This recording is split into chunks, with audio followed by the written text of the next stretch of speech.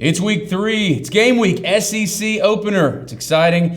It's in Columbia, Missouri, so it's not as exciting as if it were home. But here's the question. Will Georgia play up to the SEC standards, or will we play like we did against the Sisters of the Poor from Nicholls? We'll find out from Russ, from Deke, that and much more here on Dog Center. Let's go.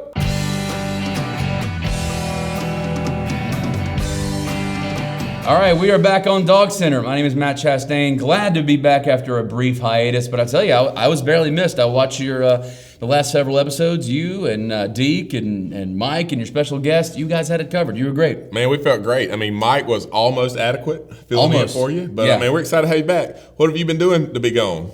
Never mind, forget that. Back to football. Back to football. Yeah, we're glad to have you back, man. You original things. Host of the show. Making movies now, big things coming from the Chastain family, so we're excited for you, man. Glad to have you back, though. I'm excited to be back. Yeah, I think Usry was as adequate as a backup as he was to Quincy Carter. So, can you edit that out, please? He's so much bigger than I am.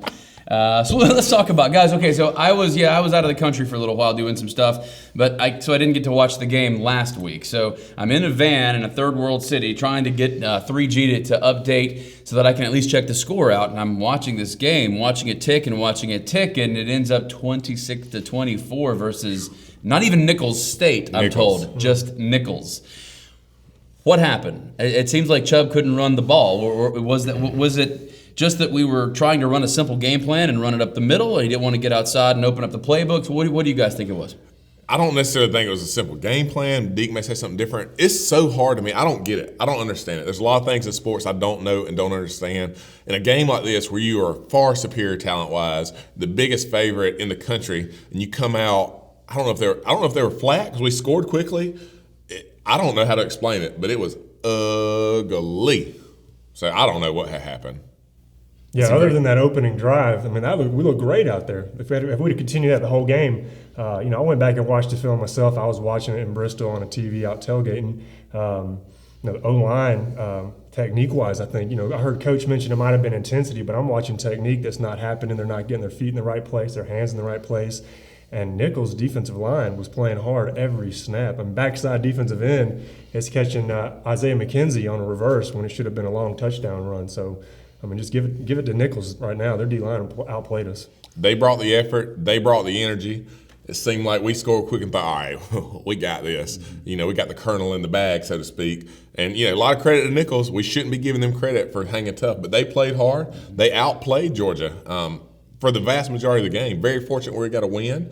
3-0 will cure a lot of those ills coming up this week, but yeah, that was as ugly as we've probably seen as fans in a long time. So it looks like Nicholls State played way up to our level, and we stooped as far down as we could to their level. I mean, do you think it was, Coach Sam Pittman and Chaney, they're used to having these huge, enormous, bruising offensive lines that simply take over a game, and so that's the way they coach, that's the way they game plan. Is it that's the way they game plan for Nicholls State, thinking that that's what we could accomplish, but we're just not there yet? It's going to take us a few years to get there in recruiting these big boys? We should be able to do that against Nicholls State is the thing. Right? We are bigger. We are stronger. We should be able to push them out of the way. But there's a lot of things like Deke talked about, and I know that Mike, we were emailing some this week back and forth about some little technique things about guys not getting to the second level and getting their hat, meaning your helmet, where it's supposed to be, not having your feet in the right position. And if you do that against guys who are playing Division I football, even if they're at a Division I AA, FBCS, whatever they are, like they're playing college football, so they have a level of talent that the average American doesn't have. I mean, they can play ball, and if we don't execute and don't do what you're supposed to, they make plays. Then they had the movie star, Ollie off of Last Chance U. I mean, a lot of credit to those guys. They played hard, and they whooped Georgia up front. Plain and simple, they whooped them. They're Nicholls, not even Nicholls State, and they whooped us. It's amazing. Another thing that a lot of people are talking about is Chubb. Now, it's I think we're an embarrassment of riches to be saying that Chubb had a bad game because he only ran for 80 yards, but on 20 carries. But it looks like Chubb seems to run better when Lambert is behind center than he does than when the Easton is behind center. Does that really have anything to do with the quarterback, or is it just the numbers reflecting something that has nothing to do with anything? I think it's just the numbers that reflecting something doesn't mean anything. Okay. To me personally, Russ might have a different opinion, but I think what I saw Saturday didn't matter. Yeah, the only thing the quarterback may do is if they're checking off at the line of scrimmage. They're in one play and he moves it somewhere else or audibles to a different scheme or different run. But ultimately, Eason shouldn't be able to know how to do that. They're talking about he doesn't have a grasp of the offense yet. Mm-hmm. That's still a pretty simple thing as a quarterback because you don't have the entire playbook at your hands. It may be we're running, let's just simplify it. We may be running sweep left. Mm-hmm. You see how they are and you call power right. Or I did that vice versa, sweep left. Whichever way camera it is, left over here. That may be what they do that way. But, I mean, so there may be a little bit of that, but ultimately I think it's just a matter of, like Deke said, just, I don't know, how the chips fell. And look, Chubb, I mean, for Chubb to get what he had, I mean, that was still being good for Chubb because there were not many holes to be found. No. And he's making guys miss and making cutbacks to get those yards. Well, you mentioned sweep left and sweep right. From what I read, we didn't run many, if any, plays outside of the box. Chubb was just going up the middle versus Nicholls State. Again, maybe it's a smaller game plan trying to just dominate. But that's in North Carolina. North Carolina stacked the box against us, and Chubb didn't do much until he got outside. I think Nicholls had a better game plan for that. I think they were bringing the safety down sooner, forcing us. They were wanting us to bounce outside. I think receivers might have been missing some blocks out there on the crack blocks. It wasn't there. I saw Chubb looking out there a few times, and he couldn't go. He had to just cut it back inside and get what he could get. Yep. A lot of talk about the receivers and their blocking ability. Right. Those guys have got to block on the perimeter because it doesn't matter. One thing, let's give the O-line one piece of credit. It doesn't matter how good you are as an offensive lineman. If there's 5 of you can't block 7 people. Right. It just doesn't work. I mean, unless you get Andre the Giant out there who just clotheslines everybody. Everybody move. That's excellent. But it just doesn't work. And until the passing game gets to the point where they can make safeties back up, they make guys respect what you're going to do, and the receivers go make some plays. You know, people on Easton a little bit say he didn't look great. He threw 2 or 3 great balls that were just straight drops, one of which should have been a touchdown, hit one of the guys right in the middle of the chest. So the receivers have got to step up, open it up a little bit, and you'll be shocked how much better the offensive line looks when the defense is respecting both sides of what you do. That's the whole deal about balance. You can't do one thing all the time, no matter who you're playing, and expect to dominate. You've got to be balanced with what we run. Mm-hmm. So, I mean, East and Lambert, I don't care who the quarterback is, they've got to be able to throw the ball, and receivers got to make plays. Absolutely.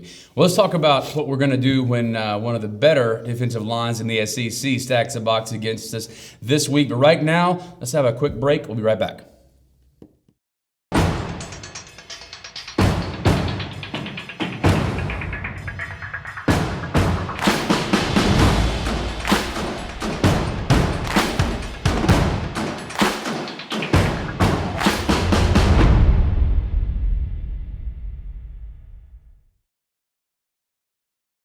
Dog Center is back, brought to you by Athens Regional, the official healthcare provider of the Georgia Bulldogs.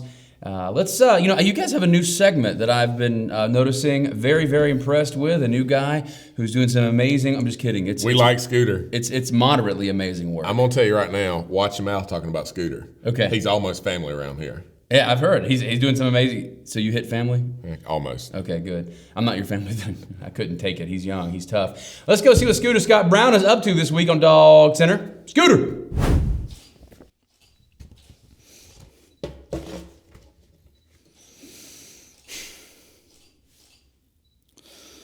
The following statement is completely genuine. It is not in any way scripted and does earnestly reflect my true feelings. I am here today to issue a formal apology for my boastful and frankly reckless claims from last week. I apologize to the Nicholls State Colonels, to the entire state of Louisiana, to my Dog Center teammates, my boys in the trenches. I let y'all down.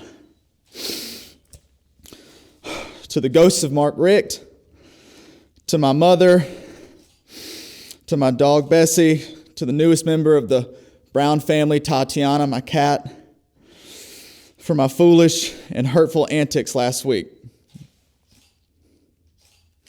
My words were coarse and irreverent and evidently just plain wrong. I'm sorry if anyone was offended by them, and I have learned from my mistakes. I wholeheartedly promise not to make such a mockery of myself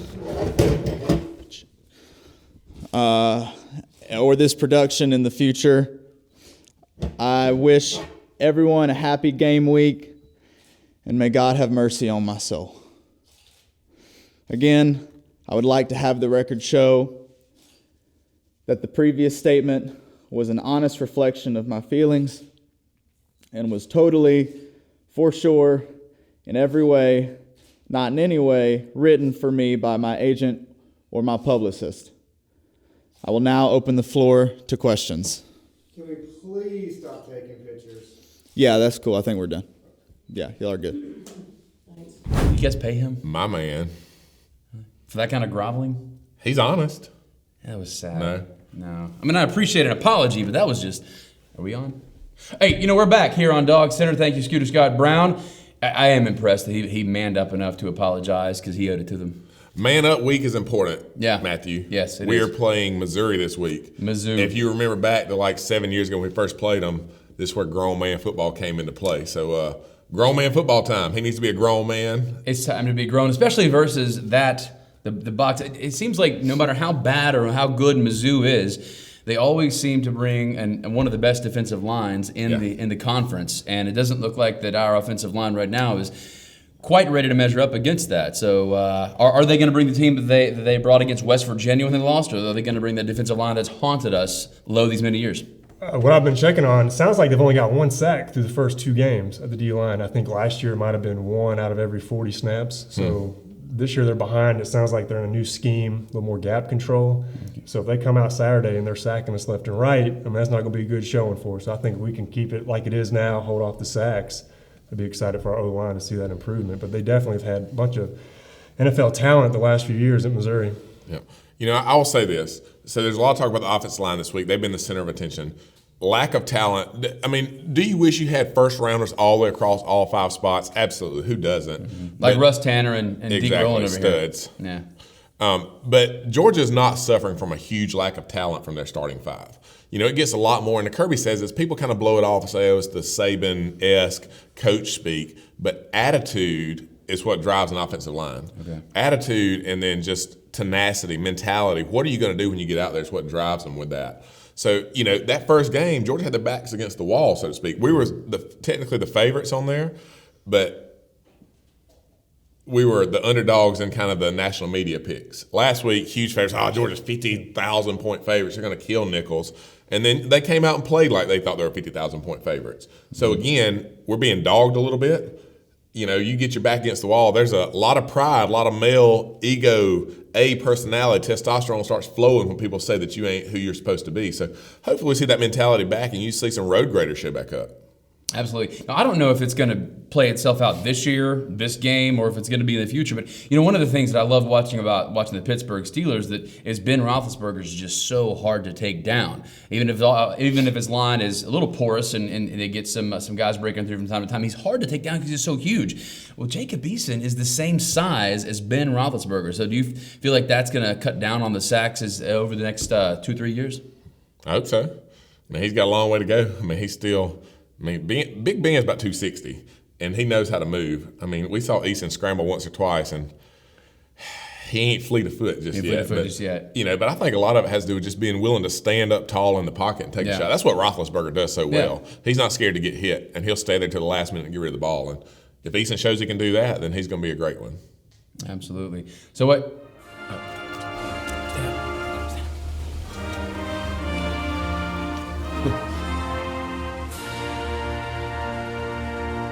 Sorry, I didn't know that was going to be played there. We're pretty close to Clark Central here, so I guess they're practicing. So you guys stood up. I appreciate that. So I want to know, with the whole Colin Kaepernick situation, everybody else is weighing in on that. You might as well weigh in on that too. So I want to know your thoughts. What if you played with a teammate who decided to take a knee on the ground and not stand up during the national anthem before the game? What does that say about him as a teammate? And then is it our right as fellow players and coaches to squash his First Amendment rights to free speech? Ooh. Going deep in DawgCenter this week. Yeah.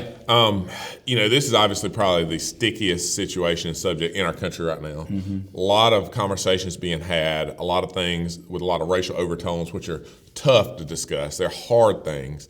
When you look at it, ultimately we do live in America, and he does have the right to do it. I mean, there's no question about that. Now, you have the right on the other side to call him a moron if you don't believe in what he's doing. I think as far as when you look at what the locker room does, I think it has to do with what your relationship is with that guy and who he's proven himself to be. If that person's a respectable person who's well-spoken and has an argument in place about why they're doing what they do, and you can have an honest conversation about it, you can have respect for a guy if he can, kind of lay out why he's doing where he's at. If you're doing something like that, saying, yeah, I'm just making a statement, and you don't have specifics, I think there's a problem there. So, I don't agree with Kaepernick taking a knee. I respect his right to do so, and I respect my right to say that he shouldn't do that. There's a whole lot to it. Especially if he's wearing socks with pigs on them. Yeah, that's not good. I mean, that's probably the worst part of it to me. But, he's trying to start a national conversation debate, which is okay. Yeah. I think there's a much better way to do it. But, he's got a lot of attention to his cause. I would love to see him now move forward and say, all right, the conversation's out there. You're going to see me stand up and honor and respect the country where I live and play. And then, let's be back about what you're supposed to be on Sunday afternoons as an NFL player. Yeah. No, and as a former player too, I don't think it affects the team one way or the other, to be honest. Like Russ is saying, you're going to agree or you're going to disagree with him. But at the end of the day, you're going out on the field to win ball games, and in the NFL, that's your job. So you're going to work together to get the job done. There's a whole ton of other issues in the locker room that you might not agree with a teammate about, but it doesn't affect the way you play or he plays. And I think it's just one of those things that the media makes a bigger deal about than the team in the locker room does. Sounds good. So you know what? Let's consider this situation wrapped up. Nobody in the national media has to talk about it anymore. We move on to football. Dunsky. We took care of this on DawgCenter. Let's talk about the keys to the game versus Mizzou. Russ Tanner, what are your keys to the game for a Dogs win this Saturday in Columbia? Well, I think the passing game has got to step up. I mean, we need to see some downfield throws. You got Jacob Eason who can throw the ball from here back to Missouri by himself. You got receivers that can catch it. You need guys to start making plays to give Nick Chubb some room. It's easy to bang on the offensive line, so those guys have to play better, and they do have to play better. But you've got to help them out. Your receivers, your tight ends, everybody, you work together as a team. You got to make sure you hit your assignments, you do what you're supposed to do, and you come back to playing Georgia football. Kirby talks about it. Like, you've got to try to do what he's telling you to do. No time for bickering, no time for complaining. You got to show up, strap it on, and go earn your scholarship. Earn while you're there. Play hard for the Bulldog Nation, and come back 3-0. Woo! Keys of the game. There we go. Probably two things for me. Defensively, to stop the Missouri quarterback. Got a ton of yards. I know a lot of it was versus Eastern Michigan, but he still seems like he's a good pocket passer. Secondly, I guess it's really going to be our first road game for some of our young players. Columbia's not as threatening as maybe going down to LSU or Auburn or Tennessee, but it'll kind of be a good place for them to start to learn how to play on the road. So maybe Nicholls State was simply a great lesson in attitude and bringing the mental game every single week for a team that is actually quite young. Yep. And we'll learn from it, and it'll be a big Dogs victory. That's what we need. Show up, do your job, do it well. Listen to what the coaches tell you. A lot of times you may say, oh, those guys are in here. We don't need to hear them. They don't know what they're talking about. They know what they're talking about. Jim Chaney and Sam Pittman on the offensive side did not go from geniuses week 1 to bums in week 2. Right. They do the same thing every week. The players have to buy in, and they've got to be the ones who take responsibility for getting another W in for the red and black. Absolutely. So predictions for this week. I think I'll take the Dogs in a squeaker. I don't think we're going to blow them out, but I think it sets up well for Georgia coming in. Backs against the wall, you got something to prove. I like my team when that's the deal. I like coming in with something to prove and a chip on the shoulder, especially for a young team that should be hungry with a new staff in place. So I think the Dogs can pull it out, but I don't think it's going to be a blowout by any means. Another 26-24? It's going to be close. Okay. We're going Dogs. I graduated in Missouri. I got a lot of friends out there. I don't want to hear about Missouri beating Georgia again and ending up in the championship game with some crazy reason. So let's go take care of business. Yeah, it may not be the Dogs' year this year in the SEC East, but let's make sure it's not Missouri's year. Don't lose to Missouri. Let's go in second to Missouri. What's your call on the game? Yeah, my call, Mike, with you, I hope for a squeaker. If we win 26-24, I'm dancing because just the way we played last week, it just makes me a little frightened about what could happen versus our first SEC opponent. Maybe North Carolina might be worse than we think this year, and that might not have been as impressive a win as we think. So I'm hoping for 26-24, but if it were the other way, if it were more like 30-24, and the Dogs were not on top, unfortunately, I wouldn't be surprised. It's okay. It's his first year. It's Kirby's first year. I know he's losing his mind right now. It's at the mentality because Alabama doesn't have that mentality. Alabama never came in the past several years and played down to the level of a Nicholls. But they have. Who did Nick Saban lose to his first year as a coach of Alabama? His first year, yes. Louisiana Monroe. Louisiana Monroe. It happens. It happens. It takes time. Michigan lost to App State. Yeah, let's back away from the ledge, people. Yeah, that's what I'm saying. First year, it's all right. These things are lessons learned when you are building the program from a foundation and building it up for years and years to come. So I guess that's it for this week's Dog Center. Go Dogs. Hope to see you guys back again next week when we talk about the Georgia victory versus Mizzou. Go Dogs. Sicko. Eye drops was a good call. I think they bought it. Oscar goes to this guy. Let's wrap it up. Suckers. All right. Next week. I've gone to it.